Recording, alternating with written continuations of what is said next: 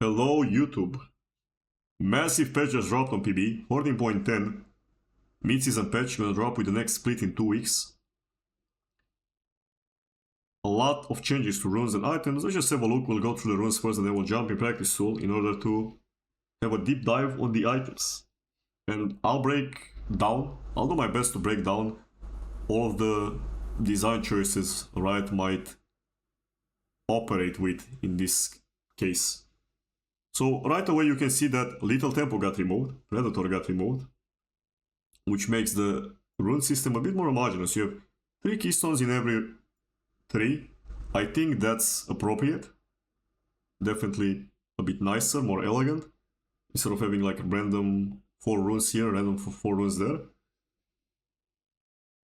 And, you know, more is not necessarily better, but I would like to have a lot more options.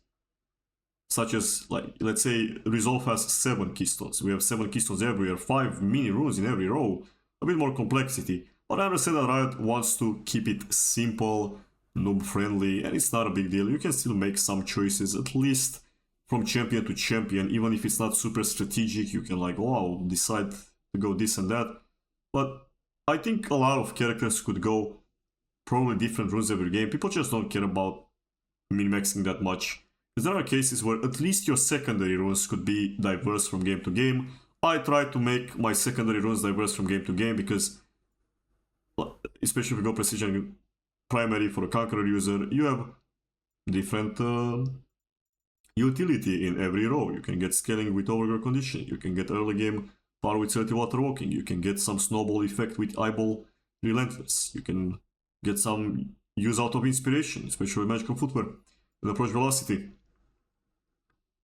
There's a bunch of stuff that people can do, but I agree that the rune system is a bit limited to some extent. The choices aren't that interesting. Let's jump to precision and think about Little Tempo a bit. I like that they removed Little Tempo because that rune is simply really hard to balance, simply because in order to make it effective, satisfying to use, and good on a large amount of champions, they have to make it sort of inflated to the point where a few users will be somewhat overpowered with it, because they can use the attack speed and attack range really well. And you could say, well, remove the attack range buff, but then it's a little bit underwhelming to just get some attack speed. And on top of that, it has a large amount of gold value into it. As I said, it's just like kind of overstated, because attack speed is a weird stat in which it doesn't really scale with abilities except stuff like Mastery E. So you really have to give a large amount to like legit make it better than other runes. Of course, Yone, Yasuo, Tryndamere might receive some compensations, even some mini rework changes to their itemization, since you'll see what happens with the items. But anyways, I don't mind Little Tempo being removed at all, because let's think about it logically. Riot can make these runes, all these 3 runes, have their own different niche and be competitive for every sustained fighter or marksman user that might want to use these things. You can make it Darius use at least one of these runes, you can make Mordekaiser use at least one of these runes, you can make Jinx be good with at least one of these runes. That's doable. You don't have to have Little Tempo in the game to morph the game in such a way where some champions become really disgusting with Little Tempo. But hey, first up, PTA got changed. It doesn't reflect well in the tooltip. What you have to know is that the proc damage got slightly nerfed by 20 damage at max level. Early, it's the same. And instead of having a 6 seconds cooldown, it now has a 5 seconds cooldown. So after 5 seconds you can reapply the PTA and deal the proc damage after 3 auto attacks. But instead of the damage expiring on the target after 6 seconds, amplifying the damage that everyone does on your team to that target, you now get a self buff of 8% increased damage until you leave combat. This is similar to a riftmaker, I guess.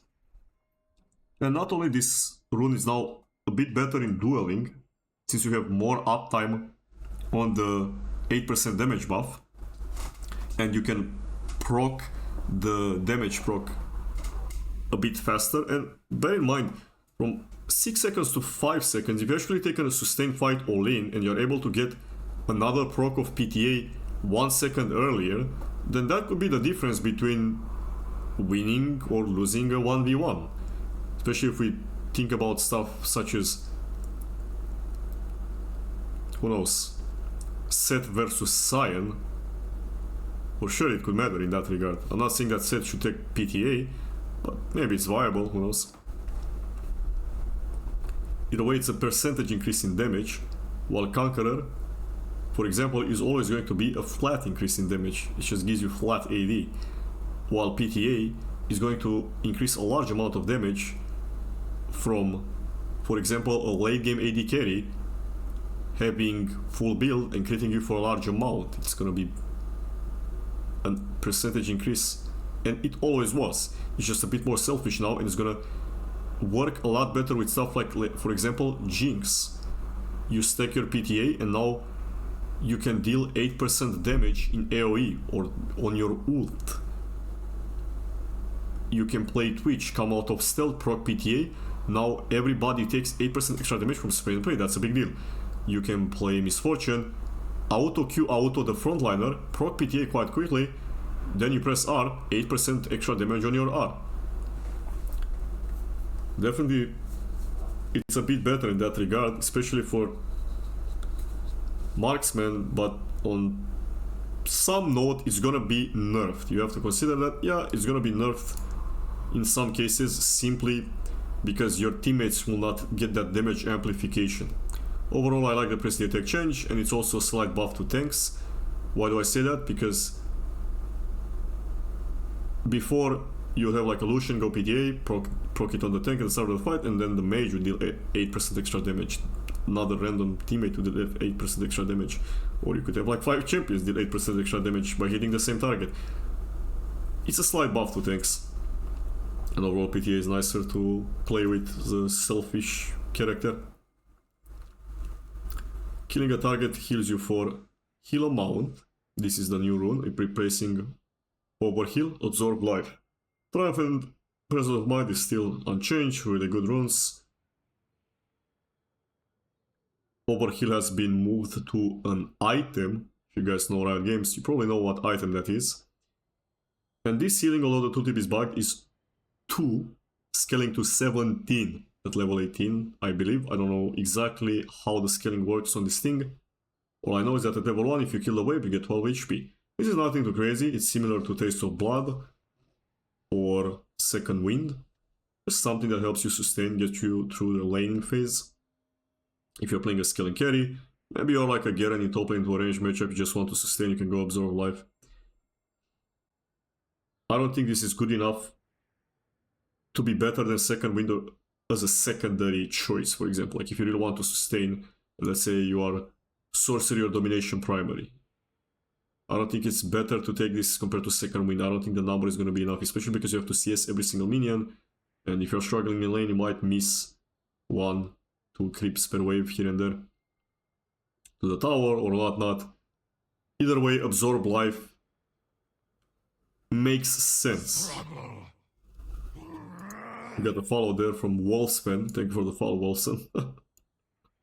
Anyways, Alacrity, Haste, Bloodline, Legend Tenacity got replaced by Legend Haste. Let's talk about Legend Tenacity a little bit. So after the nerf, it feels very underwhelming to go for Legend Tenacity. It's only 20%, and if you really need Tenacity, it means that enemy has a lot of CC, right? Which means that you go Mercury Treads, maybe Strikes Gauge or Wits End, so that the Legend Tenacity already has diminishing returns because they stack multiplicatively, so you're only gonna get 15 to 10% of that Tenacity if you really care about CC. Now as a standalone, it's gonna be pretty lame, especially on a lot of characters, because they either have unreliable CC, like skill shots that you might be able to dodge, especially if you have mobility, or it's so niche and single target that you know, they might not even use it on you. They might just use it on other players. Legend Dynasty was for sure kind of lame, and a lot of the time straight up bad. I do my best to take Legend Alacrity whenever I can, especially if their CC is bad. A lot of people just default to Legend Tenacity, enemy has 0 CC, and then they just wasted the rune. At least the attack speed would have sped up their clear or their combos in some way or form. It's still attack speed, even if you don't use attack speed that well. Like, let's say you play Armex Udyr, attack speed is pretty useless, you don't have attack damage. Even on Hacker, if you go Conqueror and they don't have any CC, you have to go attack speed, pretty useless set on Hackerim, but at least you have 80 items and you auto take a bit. Either way, like, if you think about it, if you didn't need Tenacity, you would play Amumu, and you have to go like with your bloodline. Kassadin, like with your bloodline. Akali, like with your bloodline. Hekarim, Lilia, they can't use these runes. You just have a wasted rune, because you don't use the Tenacity. But now we actually have a competitive option, Legend Haste, which is just 15 haste, which is amazing for a lot of characters, especially these ones that build Liandry into some tank items, very little ability haste. Any tanks, any character that just scales pretty hard with ability haste. Such as volibear, for example. Legend Haste is just really nice and it's gonna be good for a bunch of characters. If you play Zillion mid lane, if you play Zyra or something, if you play Brand Mazala, you probably want this 15 haste as a secondary option. You combine that with Transcendence, you get 25 ability haste, you can get then 33 ability haste. If you take the ability haste chart as well, it's definitely gonna be something that you can make use of. Legend Haste is definitely really solid. I like this rune. They might nerf it to like 10 haste and give it something else, such as Bloodline has 85 max health bonus instead of just being lifesteal, because they didn't want to give you that much lifesteal, but at the same time they wanted to have a power budget into something else. Either way, the only thing that changed in the third row is cut down. It got reworked to be a reverse coup de grace, deal 8% more damage to champions who have more than 60% health. This is right away going to be effective if you play a marksman, because you want to bring the front line to lower HP. You hit them usually at high health, full HP, so that your teammates can kill them. It's just good to have on that kind of character. If you play most marksmen, you're gonna get value out of cut down, right? And at the same time, it's amazing for poke characters. I imagine that a lot of these artillery mages might end up going cut down plus Legend Haste, simply because, yeah, if you hit people with Zerat, you're gonna deal 8% more damage. If you hit people with Ziggs, you're gonna deal 8% more damage. Velcos, whatever. And on top of that, it's also going to be quite effective on some fighters, such as, what do you call it, Shyvana, udyr dropping his storm, Mundo throwing a cleaver, Skarner throwing rocks at you. Like, it's just good for poke damage in general. And this is probably going to be core on Zyra as well. Maybe even Brandon Mazahar, because they would also like Legend Haste secondary. This is for sure a really, really nice addition to the game. Not to mention Legend Haste, by the way, guys, is going to be really good for Conqueror users such as Cassiopeia or Rise, which don't even get much abilities from their items nowadays. A lot of mages give 0, and then Relay gives 0, so yeah. Though I have to mention that you shouldn't get baited. A lot of people think coup de grace is straight up bad, although they just don't understand how the game works. They think that just because they read the tooltip at the end of the game and it said 500, it means that the rune is bad. it simply means that it saves you an auto attack or a spell, which means that you would kill the target and it makes ganks easier, it makes executions easier. A lot of the time, you will kill targets while being at full HP, so last stand won't do anything, and there are many champions that people play last stand on, and Kudgra has a much higher win rate than last stand, because it's just less conditional, since when you kill a target, they're gonna be below 40 HP, guys. Mind equals blown, but you might be full HP, in which case last stand is not gonna do anything. And I played a lot of games with last stand having low value. The last stand is pretty good for AoE damage, because if you drop low HP and you have AoE in your kit, that's actually reliable, you can hit multiple targets and get increased damage on all of them, while Kudgra would be more like a single target rune in my opinion. But either way, any dive champion or assassin will highly benefit from this compared to cut down, and that's just because cut down is more conditional, because you will always try to kill them to 0. So if they are full HP or 50% HP, Kudgra always has value if you're going to kill the target. But cut down only has value if they are above 60% HP. And even in that case, they would have to kind of be full HP for this to have value, you know what I mean? So it's really more of a poke rune or hitting frontline rune. That's what you have to understand about cut down. Alright? Don't just be like, wow, cut down looks so OP. I'll never take Kudgra in my life. I just know that a lot of people hate this rune for absolutely no reason. It's simply a percentage damage increase to low HP targets. Like how could that ever be bad? Just because sometimes it has low numbers in the tracker. Like a lot of runes have low numbers in the tracker. People just love to hate on Kudgra for some reason. Anyway, let's just go to domination right now. I'm gonna try to finish the runes as fast as I can. Hopefully it doesn't take too long. But another got removed, and I think that's fair. It was either really broken or completely useless because it morphed the game, gave an unfair engage, completely broken, to a bunch of characters that have like point and click CC. Really dumb rune, glad it's removed. Nothing changed with these keystones. The only thing that changed here is sudden impact. Now does flat bonus true damage, 20 to 80, scaling with level. Has a similar cooldown with sudden impact, because most people probably don't realize that sudden impact doesn't have 100% uptime. It lasts for like 5 seconds and then it's on cooldown for like 5 seconds or 4 seconds or something. So it's about the same cooldown and it doesn't scale as hard. I've seen sudden impact did like 5k damage in some games, while a keystone did 2k damage.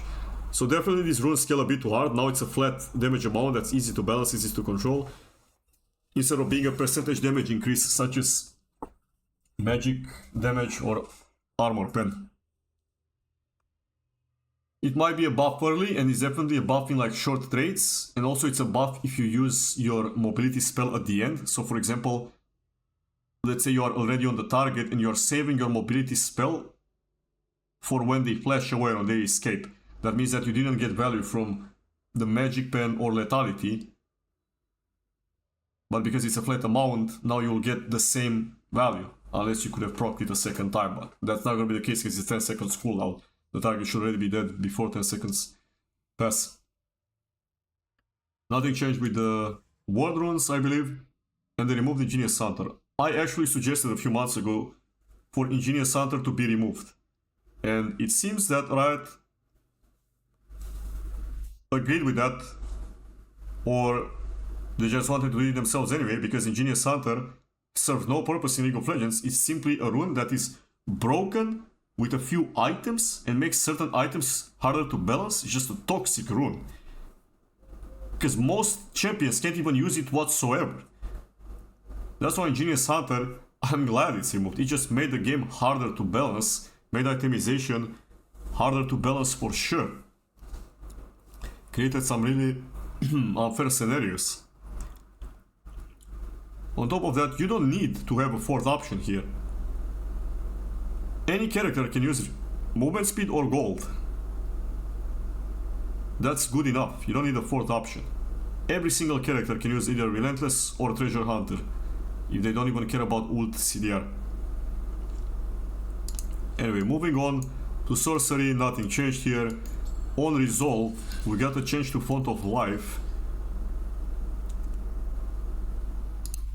Never mind, let's go back. I forgot something. Relentless Hunter got nerfed. Relentless Hunter has been the first or second, depending on the patch, highest win rate rune in the game for a very long time. Relentless Hunter is pretty much broken on life. Most people don't want to realize that, because if you get a few stacks, it creates a lot of unfair situations where you can continue to generate more gold and more XP by snowballing, by getting in range to get a kill, by escaping with the extra movement speed advantage. Movement speed advantage in League of Legends is pretty good. I mean, people know movement speed is broken, but they kinda ignore Relentless Hunter because it's out of combat movement speed.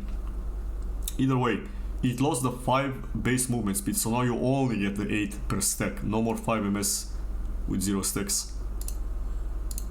So Font of Life got changed, and the other rune that is super high win rate and really broken is Font of Life. Highest win rate rune in the game, almost every patch. And I've seen this rune heal 2k, 3k, 5k. It's really that good. But I can see that people probably don't notice how impactful it is. There's no like eye candy to it. There's no substance to it. A lot of the times your teammates won't even auto-take the target when you proc Font of Life on them. They just don't realize it. Or you have a mage or something and just refuse to auto-take to just gain some HP. I've seen this rune heal like 300 in an early game skirmish as well. It's really quite broken and underrated at the same time, especially if you play, for example, nowadays they made a new scar and you can go Font of Life, apply it very easily with your abilities, especially the W. Just press a button, it applies Font of Life on everyone, and you end up healing for thousands throughout multiple team fights. Now this one has a lot more limited healing. It's a 10 to 50 health to you and your lowest health nearby allied champion, which is much less healing. They actually end up nerfing Font of Life. It's 20 seconds cooldown, 70% effect for range users apparently. Impairing movements probably still means a slow, though the thing with Font of Life is that now you actually have a good option for certain characters if you go Resolve Primary. And why am I saying that? Some characters can't use Shield Bash because they don't have a shield, and some characters don't want Demolish. So you'll be able to take Font of Life and actually use it in top lane to trade. You'll be able to take Font of Life as a jungler and actually heal in a 1v1. It's obviously going to be pretty nice for a 2v2 as well, but it has a purpose in the game. It's not just a purely supportive rune, because there are a bunch of characters in a bunch of situations where it'd be like, well, I don't do anything with Demolish, I don't do anything with Shield Bash, I don't do anything with Font of Life because I don't have a teammate nearby to heal. So you would maybe take Font of Life on like Ornn top lane in competitive to heal with your teammates, but you in your lane wouldn't get anything. Now you can take Font of Life on Ornn if you want to and actually get a bit more trade power in the early game. It's similar to a Taste of Blood. Actually has the same cooldown as Taste of Blood. It just heals for less. It's really just a Taste of Blood for bot lane to some extent, but it also has like okay value in top lane, since you just had nothing good in Resolve on this row. Overall, that's a really good change by Riot, because they fixed this row to have something viable for certain champions. Unflinching is still bad, unfortunately. This thing needs a buff. Riot has to work on that. Now let's have a look at the inspiration. First strike got changed. Apparently now it grants 15 gold when you proc it. Damage was buffed by 1%, but the percentage of gold you get from your damage has been massively nerfed, which I think overall is a buff to the rune. And why is that? Because I often see somebody going first strike and gaining about 100 gold, 70 gold at like 20 minutes, because they only get 5 gold from the proc. You will get a lot more gold now. You will actually be able to generate gold in the laning phase using this rune. You'd actually be able to do its intended purpose to some extent, which is maybe you play Victor into Akali or something and just want to kind of farm gold on her by proccing this constantly, it's gonna be a lot better like this. At the same time, it's not gonna be such a disgusting scaling where you press a spell and get 300 gold in later stages of the game. I think that's very, very nice. And it does a bit more damage, so yeah, at least there's a compensation there where at least you get a bit more damage. I like this for strike change. It's better early and less disgusting late game. I would say that in a lot of cases it's a buff because you care a lot more about that gold in early than the later on gold. Alright, we have this new rune replacing triple tonic in the first row. Cashback with a poro. Get 6% gold back when you purchase legendary items. If you compare it to magical footwear, this is 300 gold at around 10 minutes plus 10 movement speed and you can buy boots. With this one you can buy boots and at around 2 items, so maybe around 20 minutes or 15 minutes, it really depends how the game goes and what you buy, you can get, well, between either like 260 gold and 400 gold, I think. If you buy like really cheap support items, it's almost getting close to 300. If you buy some really expensive items over 3k gold, it's gonna be almost 400 gold, I think.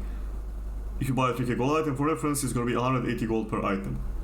So it's not gonna accelerate your first item like magical footwear does, but it's gonna accelerate your second item a bit, and your third item is definitely a bit better for scaling. And it's also a nice thing to have if you don't want to buy magical footwear and you simply go to inspiration 3 for cosmic insight or approach velocity. Let's imagine you are Kennen and you go cosmic insight. For flash cooldown, you want to take sorcerer shoes in your laning phase probably for mobility. So you'll be able to go cashback, which will just speed up your items. And especially in competitive play, this is going to be great because there you get to full build on a marksman or something almost every game. Definitely an interesting niche rune. Though you have to understand that it could be a big commitment to go for inspiration 3 when you can just take other 3s that could be more useful for your champion, especially now since precision, I would say it's a bit better for a lot of champions to take as a secondary. But for sure, if you take first strike, glacial augment or spellbook, and you don't care about magical footwear or hextech flash traption, for sure you go cashback, right? It's just gonna be good no matter what. At least it's gonna do something, even if it's just giving you 150 gold. Then we have triple tonic, timer up tonic, and biscuit delivery being in the same row, which I think is quite elegant in terms of game design because you have like 3 potion runes in the same row. Triple tonic is the same, biscuit is the same, but timer up tonic, most people probably don't even know, but it doesn't actually increase your healing from potions on live. It simply pops your potion sooner. You get 30% of the potion instantly and then the rest of it regenerated.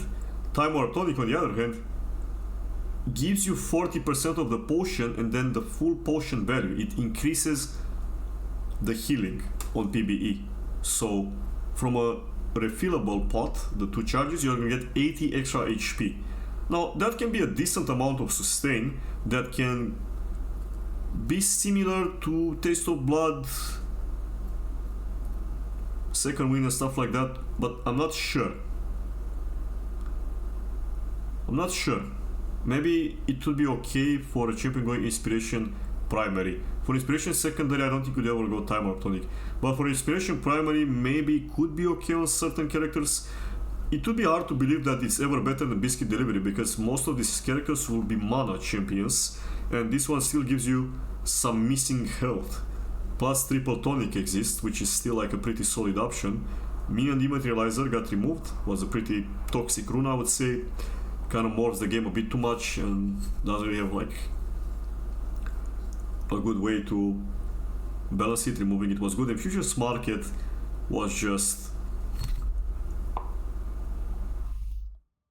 I don't know, a bit too niche, I would say.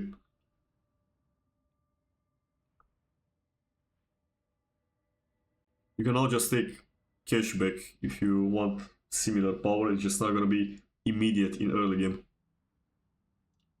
I guess kesha back is similar to futures market, kind of its replacement.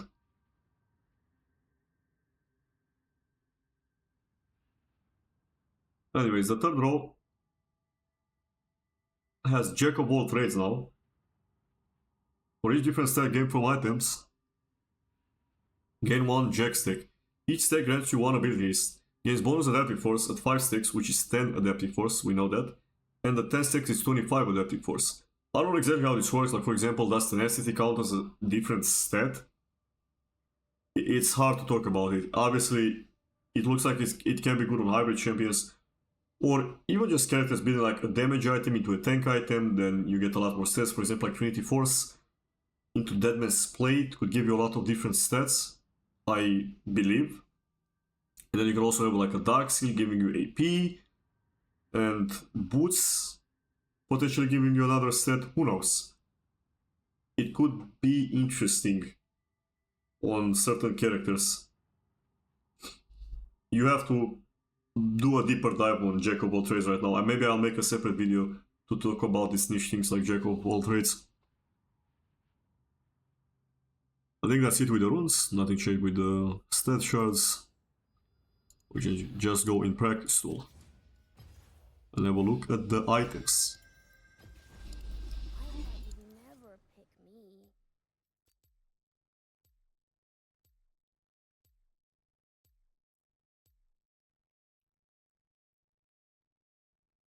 Overall, I'm pleased with the rune changes, even though some stuff could be a bit better.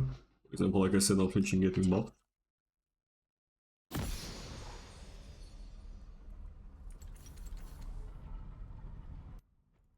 Okay, let's have a look at this. So, Corrupting Potion got removed. There's no synergy with Corrupting Potion and Time Warp Tonic. You can only use it with your first potion and then a refillable, I assume, unless you really want to for fun buy potions. But hey, they're at least gonna be 40% more efficient. Hard to believe that rune is ever gonna be viable.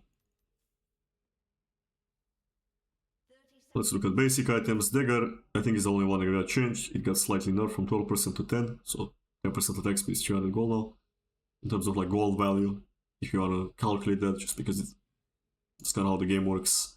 If you want to calculate the gold value of certain items.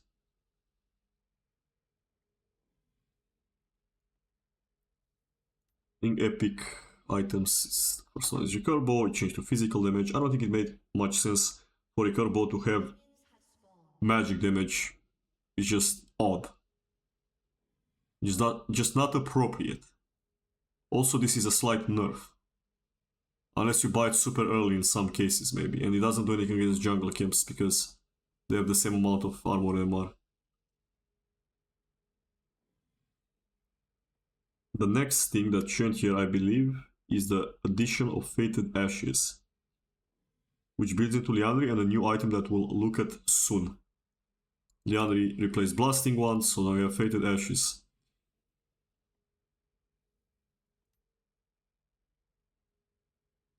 This item is quite amazing because not only it builds out of an M-Tomb, so it's easier to build than Blasting Wand, it does give you 5 less AP than Blasting Wand for 7 damage per second. So against champions, 7 damage per second. And I think it also helps you wave clear minions with this 7 damage per second. Which is gonna be a lot more damage than 5 AP for almost anything. Because most characters that have like DPS and dots can get maybe 2 damage per second, 3 damage per second, depends on their AP ratios, for 5 AP. In some cases even like 1 damage per second. For example, Amumu, he can barely get any damage at all on his Despair for having 5 extra AP, so this damage increase on his Despair is massive. And on top of that, it helps clearing. It's sort of like a Bummies for AP champions. It helps you clear the jungle. This is a massive, massive damage increase for any kind of AP junglers with DPS. And most of them have DPS. I don't think there's any AP jungler that doesn't have like spammable abilities or dots. There's not really an AP jungler that does burst damage and doesn't have like spammable stuff. When you think about Brand, Zara, Morgana, they can all apply this with close to 100% uptime. Lilia, whatever it is. Basically a mini version of Liandry. Liandry on a 900 gold. Which is really, really, really, really good. I like this a lot. And because it's 900 gold, as long as you get the first cattle crab, you just get to buy it. Which is amazing. With this and the recent buff that Amumu got, is probably gonna be quite strong, I believe. Scout's slingshot. This gives 20% attack speed, so 300 gold is paid for this passive that does a little bit of on hit. Also, keep in mind, Kurt's shard got removed. And I don't think you can buy any of these items first, except for Static Shiv, maybe.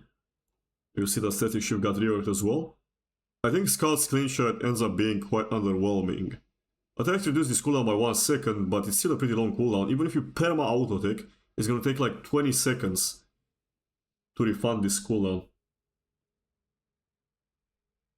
So it's, even if you clear the jungle, it's gonna be on 20 seconds cooldown to deal only 40 magic damage. Obviously, you can buy this on the jungle because none of these items are gonna be useful on Kindred or something, so...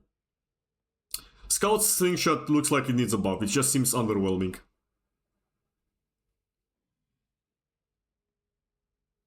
Magic Rock.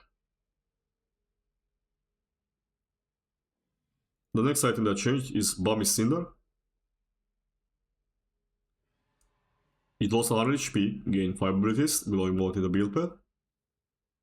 And the passive does 40% extra damage, while the live version is 25%, so it's 15% more on that bonus.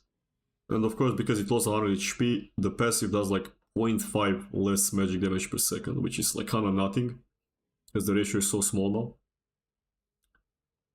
This is a buff for junglers for sure, but it's a nerf for top laners. Because top laners don't care about the haste, they want to pay 100 extra gold for 100 HP. While junglers can use the haste a bit more because they're going to spam abilities on camps, and they also care more about their ult cooldown, like Sejuani R, Maokai R, and so on and so forth. The Zekar, you know what I mean. And on top of that, it's a massive buff to junglers just because of the price. It's a lot easier to consistently get this. You're gonna have enough after crab, you can reset on a Bummy Cinder and continue to clear. Before, if you want to get Bummies on first reset, you had to do a Raptor start, secure your second Raptor spawn, maybe get Crags and then get a Bummies. But now, you can get Bummies just easier, which is great.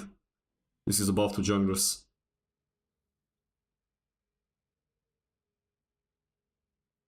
Let's see what changed next. Zeal gained 5% critical strike chance. I gotta mention though that Riot should make Fiendish Codex get 5 extra AP, or at least make it 100 gold cheaper. I would rather have 5 extra AP. The item is just too bad they over-nerfed it, it's just disgusting. Same thing with Caulfield Warhammer. They should make this game 100 gold cheaper. They over-nerfed it for 0. You pay 400 gold just to get haste? And just saying, by the way, if you build Spear of Shojin, Kindle Gem Double Longsword, same cost as Warhammer plus Ruby, except Kindle Gem plus Double Longsword gives you 50 extra AP with the same AD. HP, sorry. That just doesn't make any sense whatsoever. Anyways, moving on. Harban X is the next item that changed. What I noticed is that now you pay 300 gold for 10 attack speed, so this item is technically 100% gold efficient. And with the nerfs to other items losing power in terms of components such as Dirk, Haunting Guys and whatnot, plus Noonquiver being reworked, just in comparison, it's not that bad of a component anymore. just based on the fact that now, instead of being out of 2 daggers, it builds off of 2 longswords and it's kind of slot efficient. While building, for example, in a Trinity Force, you're gonna have your inventory a bit clogged with like boots, jungle / Doran's item, and so on. So this is definitely a slight buff to Trinity Force simply because you can get more AD early, which is gonna help a few characters a lot that just want to go like grab the longswords, maybe get a Shin, get a Phage, which is gonna be more efficient for the AD ratios, because a lot of characters just care about the AD ratios in early game, not about the attack speed from Trinity Force. Well, it also builds into a bunch of other items. But overall, hard mode X is not crazy. I would say it's just buffed because of the build pad. That's all compared to live. Lunakeeper also got changed. It's more of a breakpoint in terms of scaling. I think they just wanted to make a more slot efficient thing when you buy these more like late game items, because I think these are both late game items. We'll look at them in a second. And they finally removed probably the most broken component in the game, because they didn't nerf it when they nerfed the other components, such as Dirk. And that simply means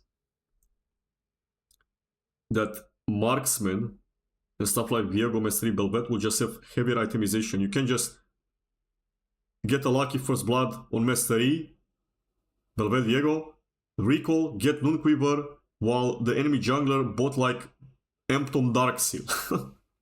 And you just turbo clear the camp, and it also has really good combat stats. Noonquiver on live is straight up broken, and it contributes to a lot of the problems with the frustration with these characters in solo queue. Belvet Mastery, Noonquiver is one of the main issues, because it speeds up a lot of what they are doing. It's an insane snowball item. And because of that, now we don't have any more insane epic items, except for maybe Lost Chapter. This is probably the best epic item, but at the end of the day, it's just mana. Mana sustain, like it doesn't give you big damage or something. Like Dirk used to give you, or even Haunting Guys to some extent. Anyways, let's jump into legendary items. The first thing that changed is Knight's Vow. The passive got nerfed from 10% and then 20% when the ally is below 30% HP to 12%. This is extremely rarely gonna be a buff. Most of the time it's just gonna be a nerf. It's just a bit more even. It's not huge, because even if you think about somebody getting killed from 100% HP to 0, then that means, I don't know the exact number, but it's just a bit higher than 12% reduction at that point of the overall damage. So overall, Knight's Vow is just not as frustrating when the target is low HP and then you feel like it takes 0 damage because it's 20% damage reduction, and you gain the small buff. There's now a rejuvenation bit that you can buy early when you rush into this item to have a bit more sustain, because it's obviously going to be better than glowing mode, especially if you have a hard laning phase. And 100 base regen not only is 300 gold value, but the item is just more efficient because of that. It lost 5 armor, gain 100 base regen. That's always a buff. It's 200 gold more value, and overall it's just better because this is gonna be a bit more effective against magic damage sources. 5 armor is not that much, let's be real. Abyssal Mask received some amazing changes. And why do I say that? Because in the current item system, if you play Mordekaiser Udyr, you can't get percentage magic pen. You have to go Void Staff or Crypt Bloom. It's too much of an investment to buy a Glass Cannon 3k gold item.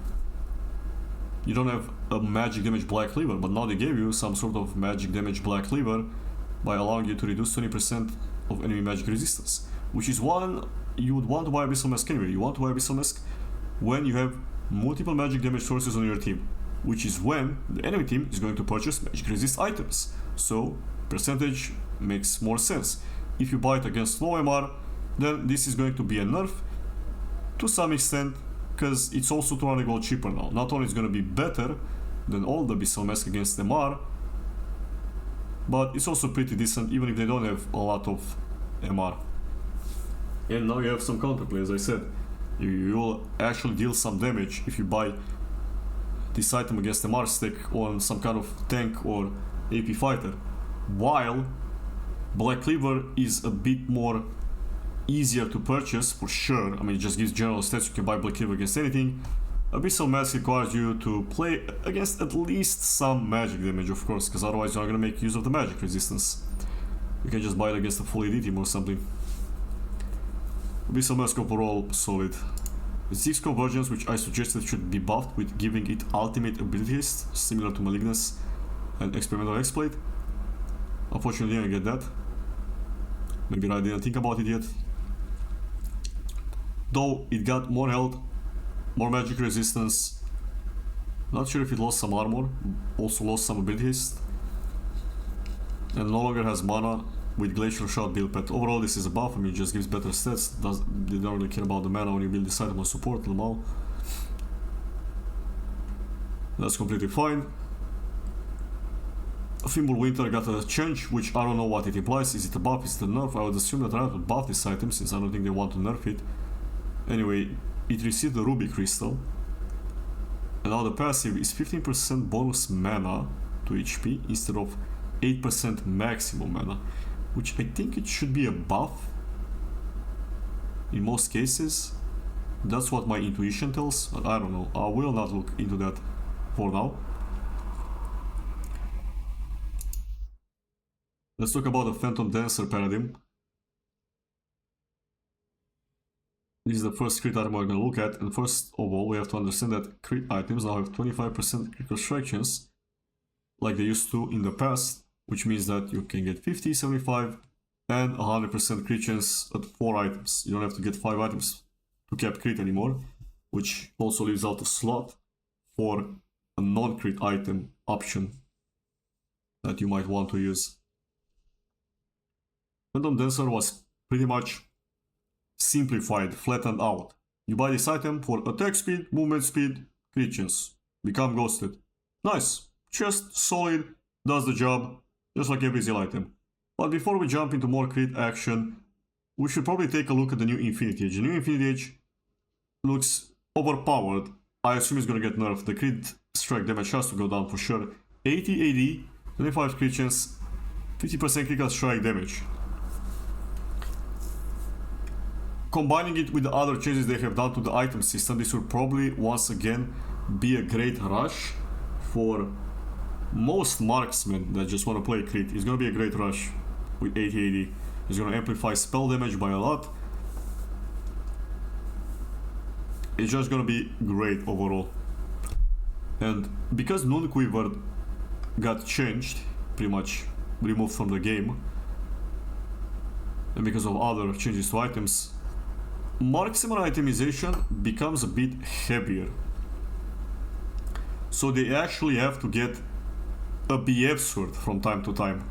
They can just go, oh, longsword, dagger, get a Noonquiver, which is by the way a better component on life than a BF sword is. It costs the same, but it has more useful stats and a passive that helps you either kill jungle camps or wave clear a bit faster. It's just straight up better because it's better than BF sword and it builds super easily. But now you can get punished, or you can also get really ahead if you get a bunch of kills with a BF sword. So it is an interesting dynamic in the bot lane that used to be in the past. Anyways, now that we understand Infinity Age could probably potentially be the best item to rush, then you'll likely understand that a Zeal item could make sense, because you already get a lot of AD from Infinity Age.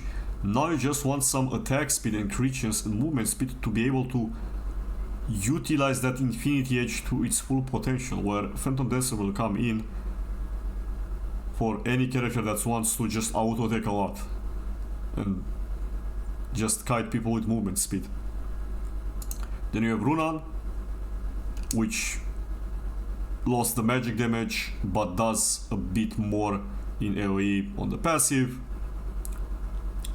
Just a Zeal item, builds out the Scout's Slingshot.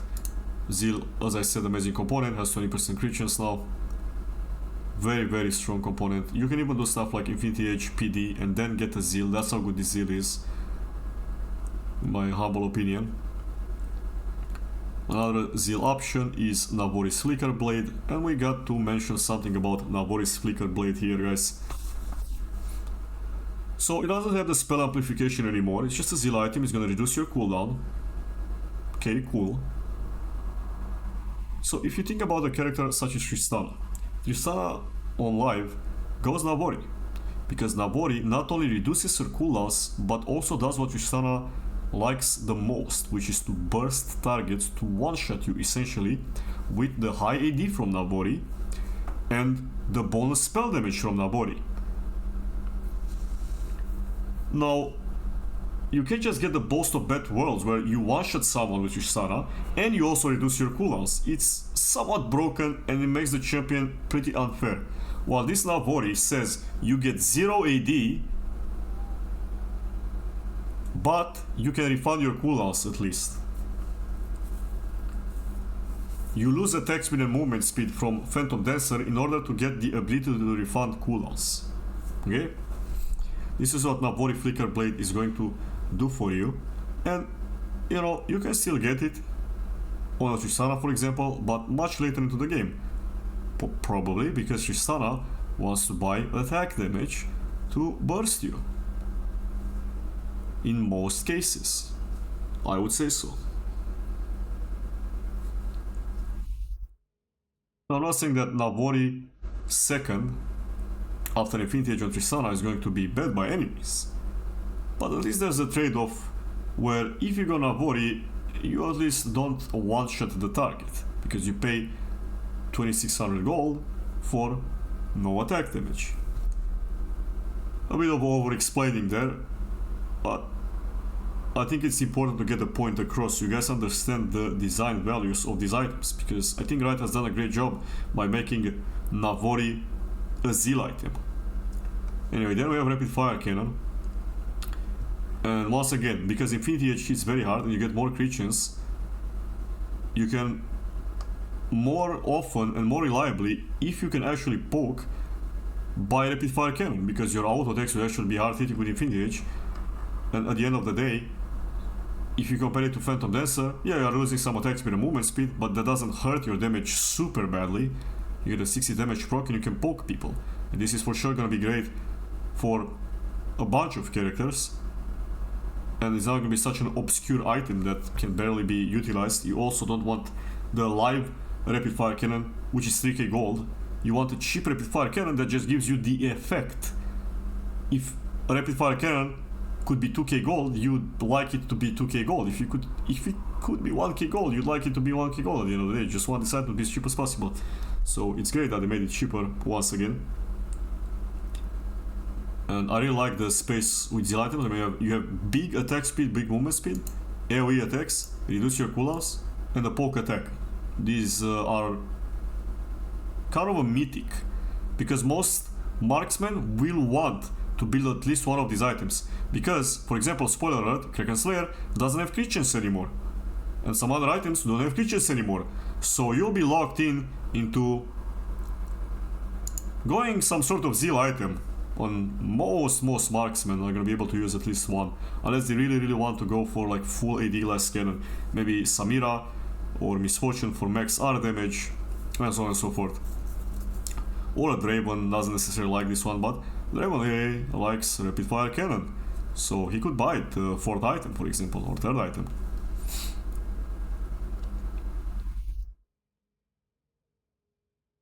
Anyways, next thing up we have Dawncore, which is essentially a death cap for enchanters. If you look at what you get, 150 gold for 15 AP, and then you get the passive. That's pretty much it. It's just a Ramadan for enchanters. You want to buy it pretty late game, and consider that other options like this might still be better for their utility. You have to make a smart choice. Is it worth building Dawncore? It's quite expensive for a support item. Blah blah blah. We'll see how it ends up landing. It's legit simply death cap for enchanters. Some for edges. Of course, Bamis has ability haste now, so they end up giving it 10 ability haste and reduced it by 150 HP. I think that's too much. They should keep it 400 HP or give it 15 ability haste. Understand that you really want to have some ability haste in the tank items, especially on something like Sapphire. That's why it became a bit lame, because all the Sapphire edges in the mythic item system had ability haste. Hollow Radiance received the same treatment, 150 HP for 10 ability haste. It's just not worth, okay? They should buff these items to 15 ability haste or 50 extra HP if they want them to be like actually useful for tanks. Because I would probably, not to mention you lose damage, like it's really not worth. You lose damage from the passive. You lose quite a bit of damage from the passive on Sapphire by losing a ruby crystal. Like let's actually make a comparison. I buy a ruby crystal, my damage goes from 21 to 24. It's probably rounded up, I don't know the exact number. I didn't make the maths. It should be, yeah, around 3 damage anyway. Almost 3 damage. And that also goes up with stacks. So that's definitely quite painful.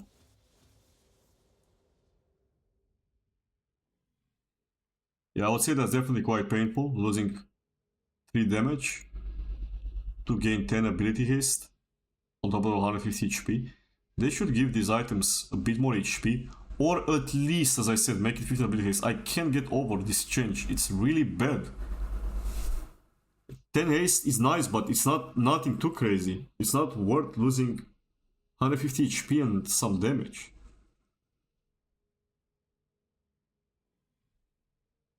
I don't know, this is a poor job done by Riot.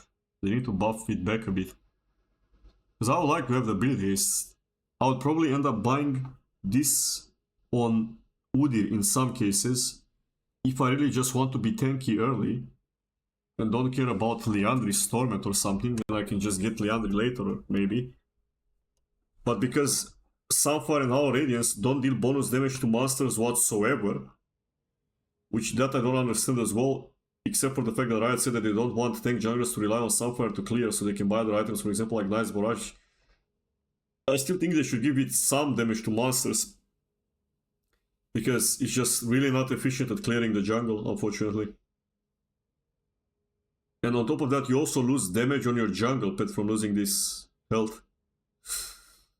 Well, it is what it is. We have a pretty big change to Randuin though. Now, Riot said instead of giving you rock solid plus resilience passive, they were like, well, now your rock solid technically gets upgraded to resilience. There's no rock solid passive on Randuin, but it lost 50 HP, it gained 20 armor. I like that it has a lot of armor, because it's hard to find armor in the item space right now. Even Frozen Heart lost a lot of armor over time. And you really want this, especially against spells. Even against the Samira. Resilience doesn't work against Samira, by the way, so you'd rather have 75 armor to be able to tank her, and then when she gets to auto-attack, you reduce some crits. Same thing with like Misfortune R or something, or... I'm not sure if Randuin even works against Gangplank. I actually forgot if Randuin works against Gangplank. Nobody even really plays that champion nowadays. It might not work against his barrel, because Randuin is like coded for auto-attacks, unfortunately. So this would be a buff against Gangplank as well. Also the slow went from 55 to 70%. That doesn't matter too much, it's almost irrelevant, because the slow still does kind of the same job, even if it's a bit bigger.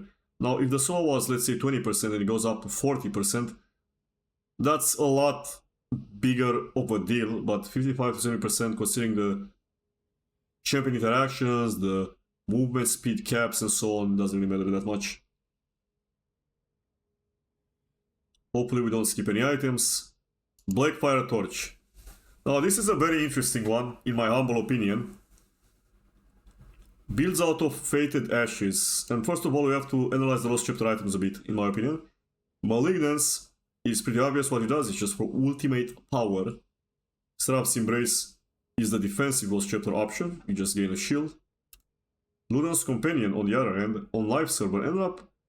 They tried to fulfill a niche on Luden to basically be a jack of all trades and be good for poke, burst, DPS. That's why it has a 3 seconds cooldown on life, so you can maybe buy it on Brand and it procs on your passive a bit more often, or Malzahar. But obviously those champions still don't want Luden's Companion, because it's too much of an investment when it's kind of underwhelming.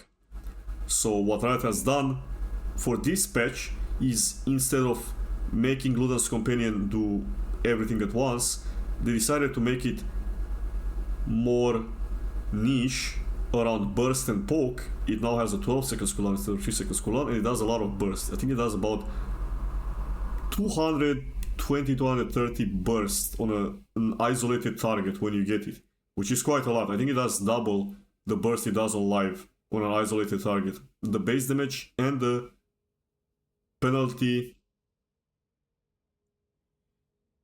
went down. I mean, the base damage went up and the penalty went down, so therefore you can just deal a lot of burst. It might even be too good. And instead of,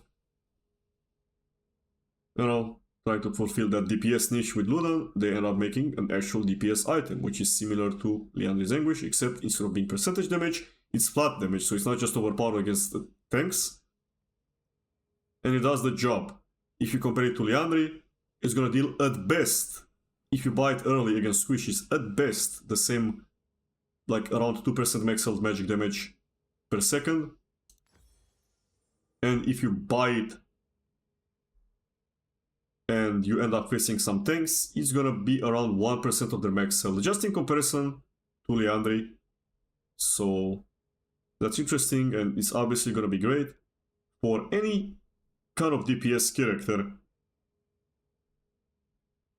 that doesn't really care about setup as well, because some DPS characters will just want setup for the tankiness, such as Casio and Rise, although maybe you can justify Blackfire Torch on even Cassiopeia for her Q dot and stuff like that.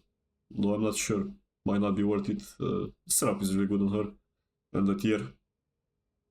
But it might as well be a thing. Blackfire Torch looks quite interesting. Gonna be also viable on Karthus if you don't care that much about your ult. Just wanna clear faster and kill frontliners. If you're playing against squishies, you can obviously still go Malignus. It's gonna be good on Lilia, Brand, Morgana, Swain, Malzahar, amazing for Malzahar. Just a solid item. Blackfire Torch is really, really nice. And it has another passive, Blackfire, which is going to give you around an Amp Tome in early, mid-game, maybe a blasting one at some point, and super late game, probably like a large rod. I don't exactly know the maths on this thingy, what it's going to end up being. But you can definitely end up dealing even more damage than you would normally do. But don't expect anything too crazy. It's just gonna end up scaling alright.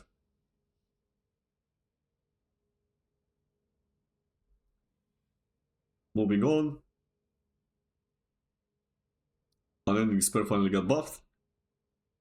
And there were a couple issues with Unending Despair.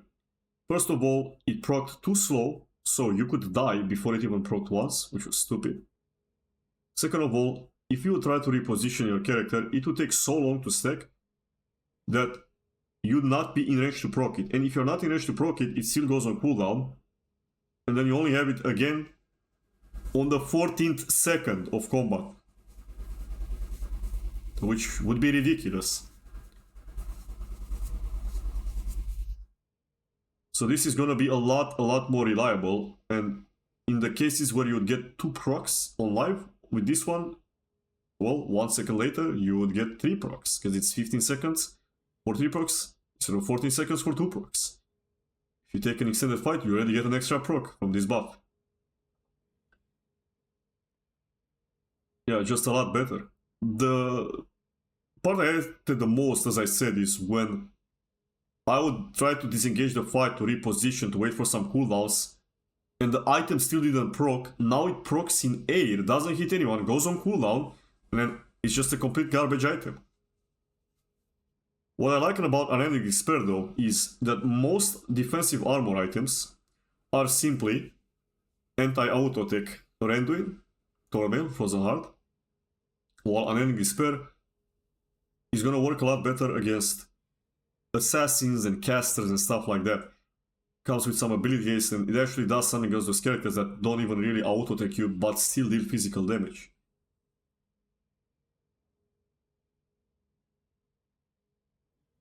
So everything is great in that regard. It went from a really bad item to a viable item, which I like.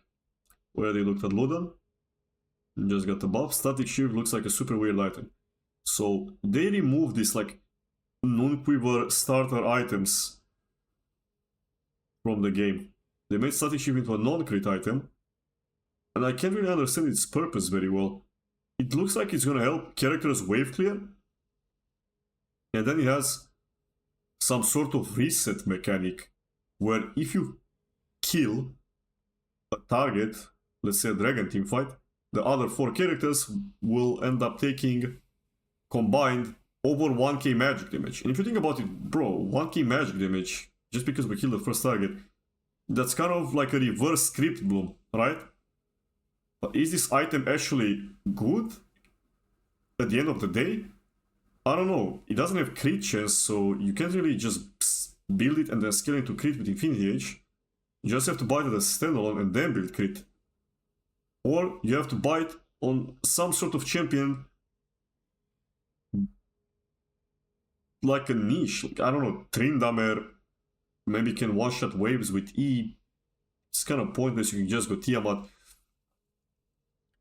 I really don't get this item very well. As you build Hardbound X, you build this thing, and then you pay 700 gold for what? 30 AD.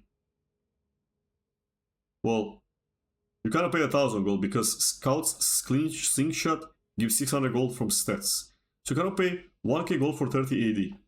But let's say, for the sake of it, you pay 700 gold for 30 AD. Even in that case,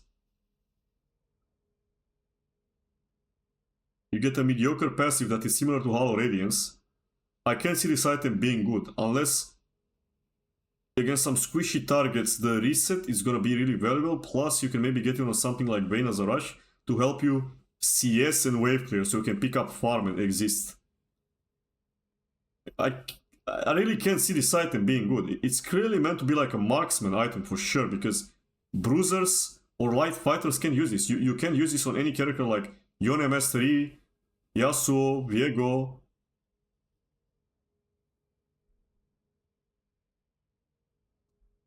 It's just really pointless to do anything with static shield, I think.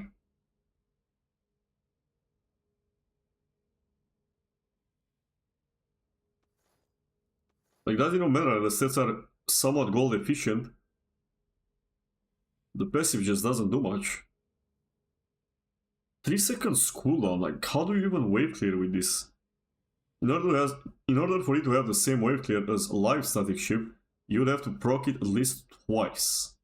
So you would kill a melee. But you have to like kill the minion. It doesn't help you kill the minion until you kill a minion.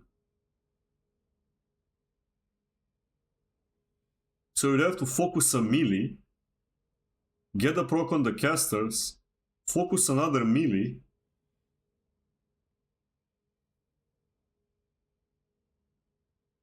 I don't even know. Or do you just kill a caster first and then you kill a melee? I don't even know how it's gonna work, man.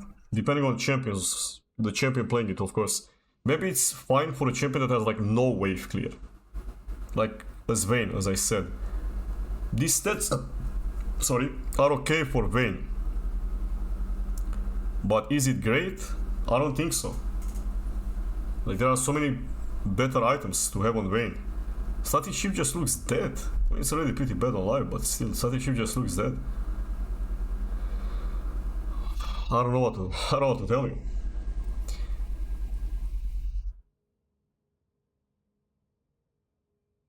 Hopefully I don't skip any item here.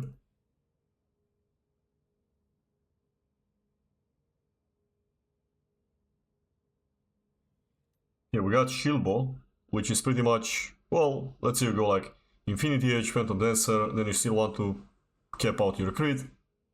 You have Assassins, you just buy a Shield Ball, that's how you have to look at it really. As a scaling shield. Looks like it starts at 320. I don't know if you're gonna buy it as a second item, but it could be alright, like Infinity Edge into shield bow with attack speed boosts. Doesn't sound super terrible. The build path is decent. Not crazy. Again, if you really need to survive, it could be alright. The point is, well, it's a defensive item that has 25% crit chance, so it's a good niche for you to keep out your crit. Because you also have to consider that now, this is usually going to be your common build. You're probably going to have Infinity Edge, a Zeal item, a Last Whisper item, and most likely Immortal Shield Bow at some point in the build to not get one-shot by a bunch of different things, and that's how you're going to get to 100% crit.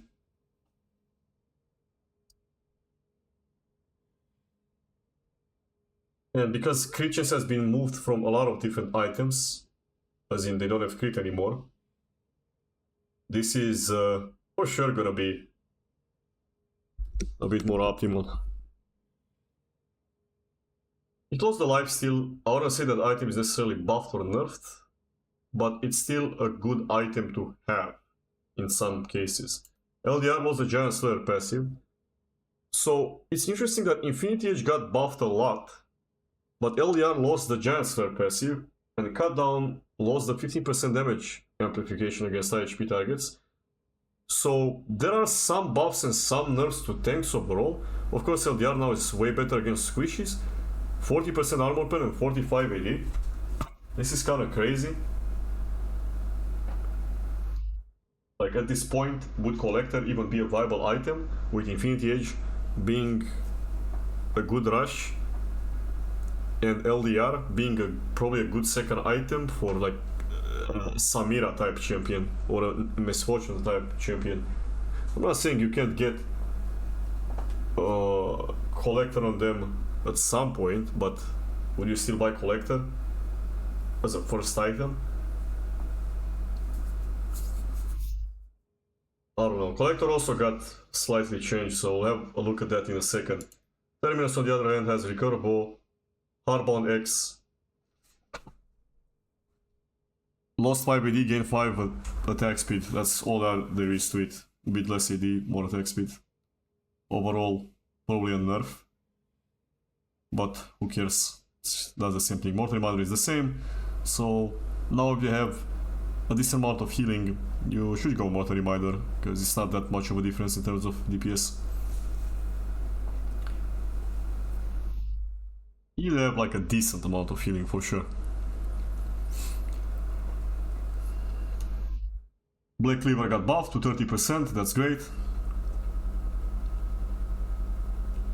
Also LDR will be pretty good against tanks if you play assassins, since Erlina doesn't give that much percentage. And some assassins can even use the crit chance a bit. If they get lucky, they can maybe fit in some basic attacks and crit you.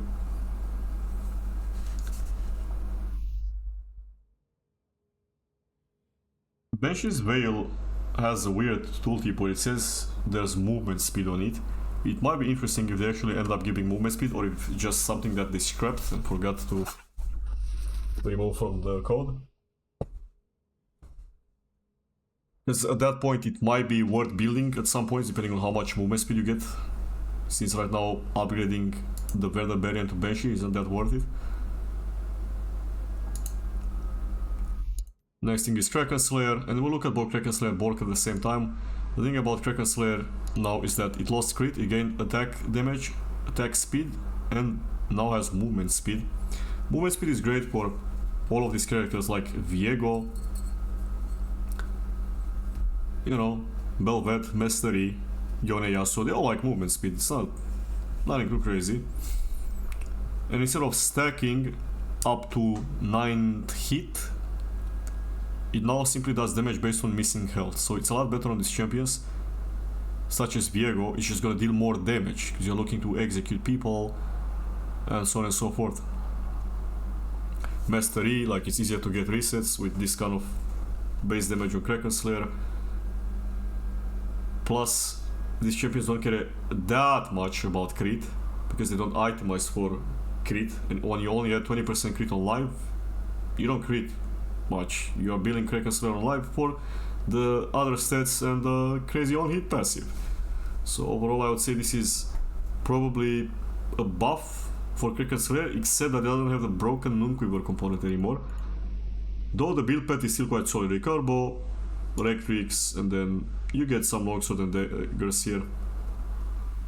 It's a fine build path. There's not much to talk about here, except that it's a bit more expensive. The other thing to note is that now marksmen don't have access to Kraken Slayer with crit chance. So you have to make a trade-off. If you want to get the Kraken Slayer passive, you have to give up crit scaling, which, you know, it's still gonna be a good first item on something like Jinx, but it's a bit more of an on-hit type thing, where you go Kraken Slayer, Guinsu on Kog'Maw and whatnot.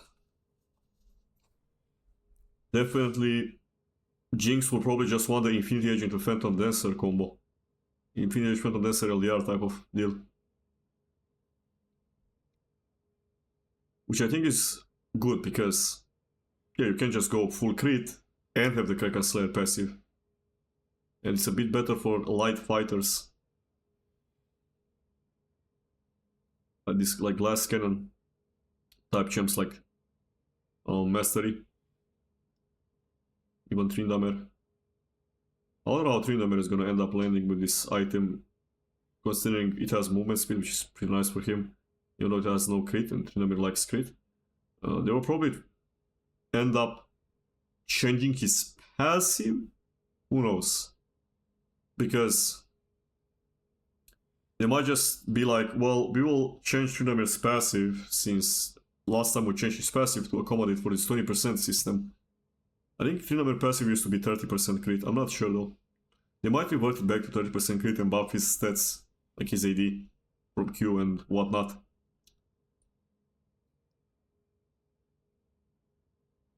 Now let's look at Blade Ranking. Blade Ranking actually end up getting the change that I suggested for a long time that Borg should get, which is you give it more stats and you nerf the passive.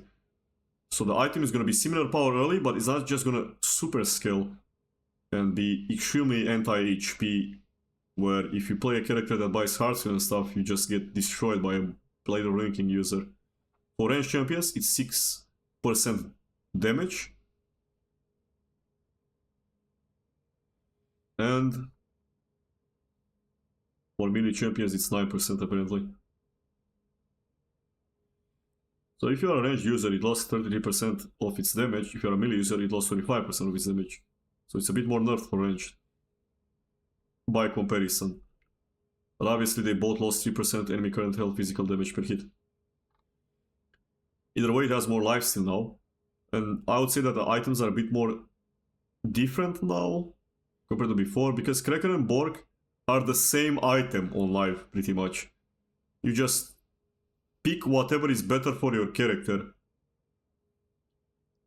The slow also got changed from applying on the first hit to applying after 3 hits, which is kind of big of a nerf. Although, I'm sure there are some champions where it's going to be a buff, because they will already CC at the start. Like if you, I don't know, stun somebody with Jax, the slow would overlap with it, so you would rather have the slow after 3 hits. So it's not necessarily a nerf. Depends on the character, as I said. You have to think about it on a wider spectrum. At the end of the day, this is probably going to end up being a bit better against tanks, although I'm not sure how the met ends up playing out. Which is weird, because this is called Kraken Slayer. It's supposed to like slay Krakens, like tanks. I'm not sure what they are trying to do with Kraken Slayer, because at the end of the day you could just make Borg have the same niche and remove Kraken Slayer from the game. Right now they kind of do the same thing, except Blade has lifesteal and this one has movement speed. I would have to do some damage tests though to find out more about what they actually do. But they're a bit more different than lifesteal, I would say, because now the lifesteal is more meaningful and this thing has movement speed. We'll look at this Zephyr thingy in a moment.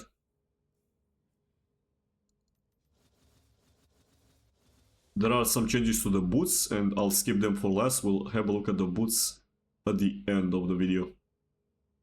Warmog has been buffed by 250 HP. Lost 100 base regen. That's great, especially for health scaling champions and for health scaling items. On top of that, it's way easier to reach this passive even as a rush or as a second item. It requires 1300 bonus health, which is great. I really like this change. They really needed to buff Warmog. I've been talking about it for a while. I even said that Warmog should get buffed. Collector now, I think, has a more aggressive build path, as in, let's say you play Samira and you get a kill early, 2 kills, double kill, whatever, you're not going to be able to use that to buy a BF sword, which is great. It's going to be better than a Dirk, obviously. And it's going to be better than a pickaxe plus longsword that you'll be able to get before. So getting this BF sword in the build path is great. If you're not doing very well, then you can get a Dirk anyway. But if you are at least farming well, you can get a BF sword and be a bit more powerful at the start. And that's the main takeaway for me with Collector. It gained 5 AD because these components are 60 AD, lost 1 lethality, gained 5% crit chance. And it's 100 gold more expensive. You pay 300 gold for 5 lethality and 10 crit chance. That is decent amount of stats, plus you get the passive, which might or might not be useful. Of course, if this passive, it's only 5%, but if it saves you an auto attack, then that's it. You just gain an auto attack. It's kind of like an auto attack reset. It's just not gonna happen very often. If you play Samira though, which is like probably the best user of this item, at least your R is kind of like a dot, so usually you get good value out of Collector. But nothing too crazy. At the end of the day, Collector is still the same thing. It's a spell damage item. You buy Collector so that your spells deal more damage, so that you have like an early game power spike through Dirk.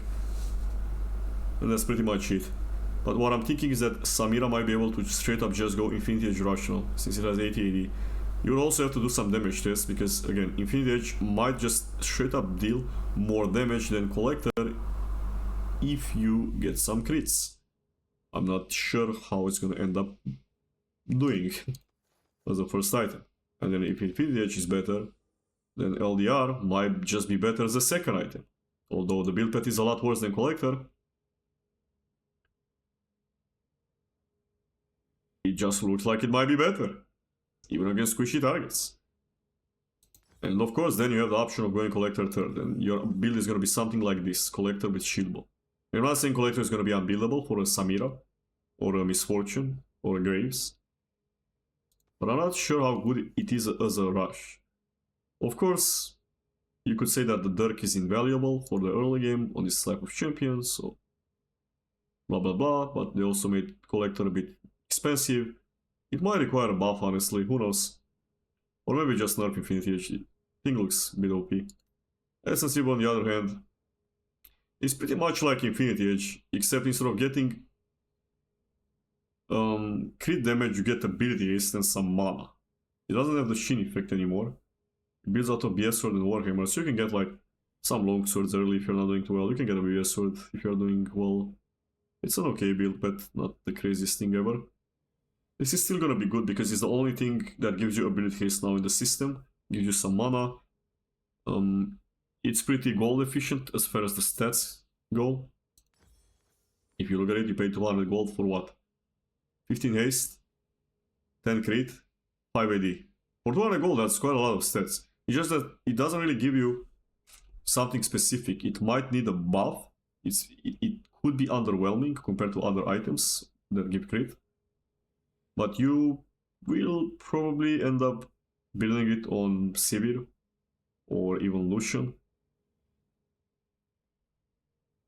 We'll have to see how it lands. Then we have a new interesting item, Yuntal Wild Arrows. And what you have to understand about this item is that when you crit, it's kind of like Infinity Edge, you apply a bleed instead of getting a flat damage increase such as Infinity Edge. And that bleed just stacks over and over, but it doesn't refresh the duration or something. Each individual bleed that was applied only lasts for 2 seconds, so they will fall off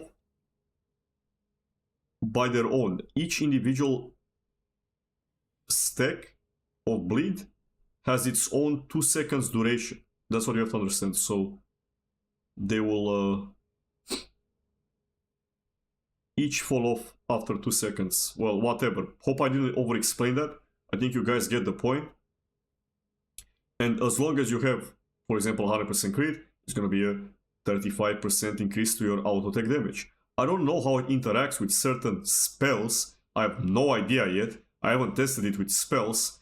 But all I'm seeing is that it's just a straight up worse Infinity Edge. So I don't think you build this ever compared to Infinity Edge. Now, the item by itself, if you have Infinity Edge already, is probably not that bad. Like, if you play, let's say, Jhin, you have Infinity Edge Rapid Fire. You don't need LDR. Although LDR might be more damage anyway than this thing.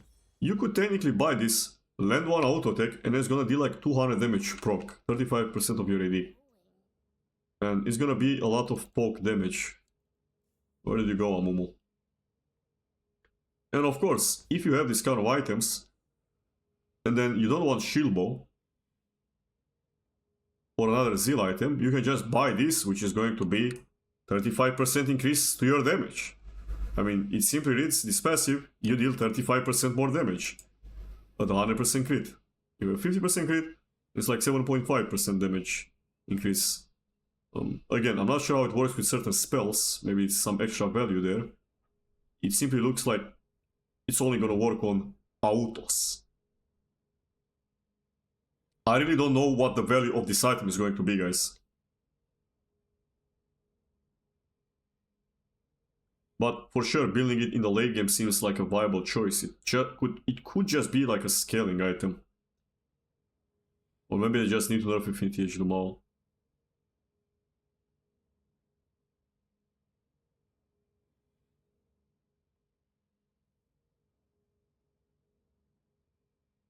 I think the next item that got changed here is Mercurial Scimitar.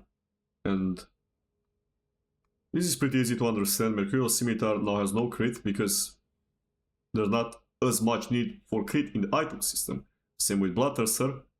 It only has AD and lifesteal. Plus, it has the shield conversion, the overheal again. This is going to be great as a rush for Draver, for example. That's kind of obvious. Which means that now, instead of getting useless crit in your item build in late game, you are going to have a lifesteal, which you're not getting from these items, obviously. And same thing with Bloodthirster, same thing with GA. You can have different items that have no crit, Malmortius, you know, maybe you need a Randuin, or the carry, that could also be a thing. And I think that's completely fine, completely fair. And this is not even a bad upgrade. You get a BF sword, 20 MR, and 10% lifesteal, plus the movement speed effect for 2k gold. That's a good upgrade. On top of that, you can do stuff such as let's imagine a build like this. Infinity Edge Phantom Dancer, LDR, USS, Zeal, and you could have bought this Zeal at any point. You could have bought the Zeal like after PD, right? Doesn't really matter when you bought the Zeal. And then, since you want to sit on the Zeal, because you're already almost crit capped, and maybe you don't want a Rapid Fire, for example, maybe you want to sell the Zeal for a BT or something later, who knows? You can get the Mercurial Scimitar, assuming you really need QSS as well. So you're on 95% crit, you can upgrade it before or something like that. This is an option. I'm just brainstorming stuff. Not the craziest thing ever. Last but not least, in terms of items, we have Overlord's Bloodmail, which used to be a Twisted Tree Line item. With a different effect, but the icon and name are the same. Overlord's Bloodmail ends up giving you a lot of attack damage if you build HP items. It's gonna be a Juggernaut item, not really like Irelia, Fiora, you know, Xin Zhao type of item, but more for stuff such as Darius, Olaf, Udyr. It can give gross amount of ADs, especially if you combine it with stuff like Heartsteel or Warmog. It has a passive similar to old goredrinker, I think, where you get AD based on missing health. Overall, it's really just 500 HP and a lot of AD. It's a stat stick, it's a scaling item, it's sort of a Rabadon for this like fighter juggernaut type thing. I don't know how efficient it's gonna be, and it's probably gonna be something that you buy on your last slot almost always, in most cases. Anyways, let's look at boots now. Mercury Threads lost tenacity. This is a nerf to Mercury Threads. It gained 5 MR and 100 gold cheaper. Yes, it's a nerf. You buy Mercury Threads for the tenacity, not for the MR. It doesn't matter. You'd rather pay 100 more gold for 10 tenacity. 10%. Steel caps is like sort of a buff early, or in early doesn't matter as much, though in terms of scaling it's gonna be worse. Because you lost 4%, you gained 5 armor, but it's 100 gold cheaper. Like the steel cap still does the job. It's alright. Not a big deal really. Boots of Swiftness lost the slow resistance and now grants 30 movement speed for melee, 20 for range. I think movement speed is gonna be... I think Swifties is gonna be a bit disgusting for range champions. Not as good for melee champions, although you get 15 more speed if you just want to run somebody down. Like, don't get me wrong, this is alright. I think Boots of Swiftness is gonna be alright. Maybe they have to nerf it on range to like 10 or 15. Maybe 20 is a bit too much. Because if it's 20, it already gives 65 MS as a range champion. That's a bit too much. It's already more than live, you know? If you play against range top, GG. Unfortunately, I was in practice for an hour.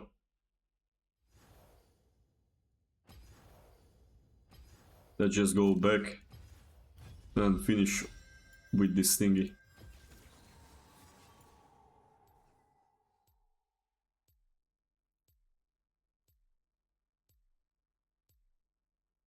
Never one without the other.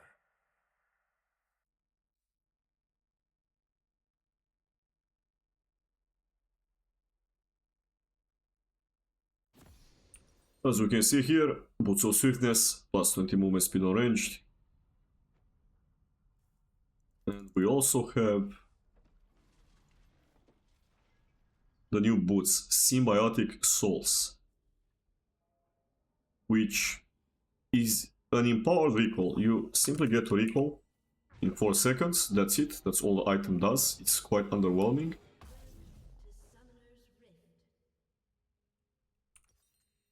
If you move constantly for like 6-7 minutes, you are gonna stack this passive, which gives you a weaker version of Moby Boots, but it's stronger in combat and a bit cheaper than live Moby Boots.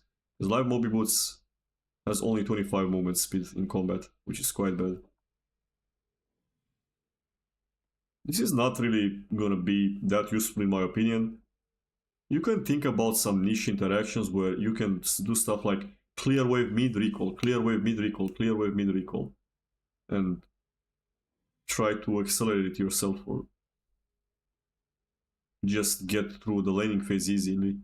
But other than that, it's mostly just gonna be like a support ROM item. Could be okay on some assassins, such as Talon. But I wouldn't say there's something too crazy about this item. You also get 35 MS, so you start out with lower than tier 2 boots.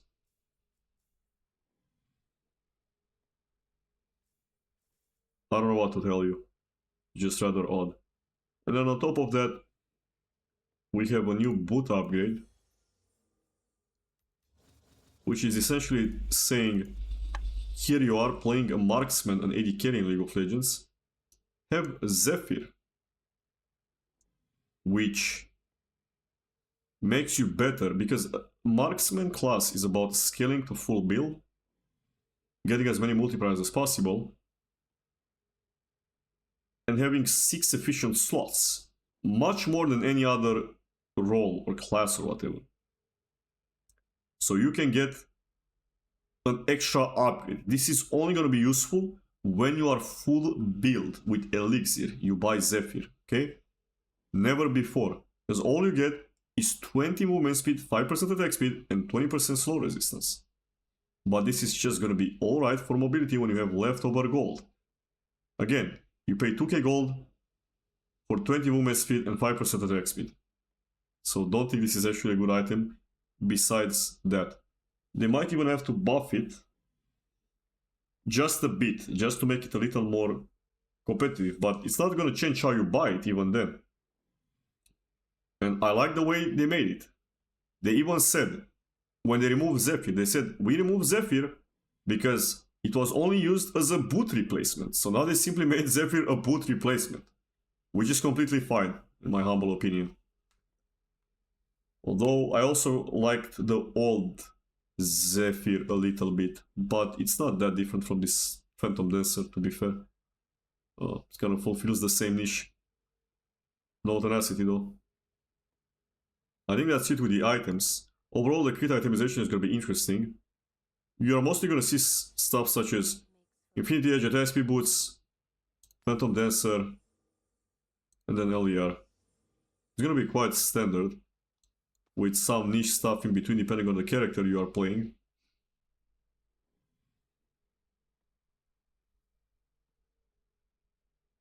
Definitely the Zeal items are a bit more interesting. The Zeal items kind of feel like choosing between a mythic item. You have like 4 different mythic items, and you have to choose between one on any case. PD, Runan, Warrior, Rapid Fire. But as I said, some characters don't even want Zeal items, so that's besides the point. You should understand what I mean. So far, I did my best to explain these changes, and I hope you guys enjoyed this video. If you have any questions, let me know. You can join my Discord. You can leave a comment, ask me a question. I'll be around, guys. Thanks for watching. See you. I gotta say that I'm excited to play the next patch. There's a bit more interesting itemization as well. Obviously, as you guys know, I'm on Udyr main, and this Bami change looks interesting for Udyr, but also especially this is gonna be a quite a big buff to Udyr's early game. Well, building into Liandry, and we got a few buffs, some tank options, and some interesting changes to the runes. Well, that's it for me. Hope you guys enjoyed this. Kiss you, bye bye.